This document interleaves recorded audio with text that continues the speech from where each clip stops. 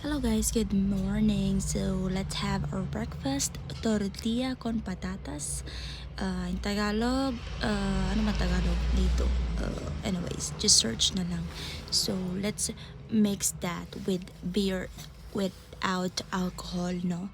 And so madalas lang po kami nagbabaon ng breakfast kasi wala kaming time masyadong magluto kasi so our breakfast today is with bread, pan con tomate, and olive oil. And it's so delicious kasi yung asawa ko ang nagluto. And I really love his tortilla con patatas. So, kain tayo mga higala. Kain lang ng kain. So this tortilla con patata is one of my favorite food dito sa Spain. And also paella. Yan lang. Bye-bye.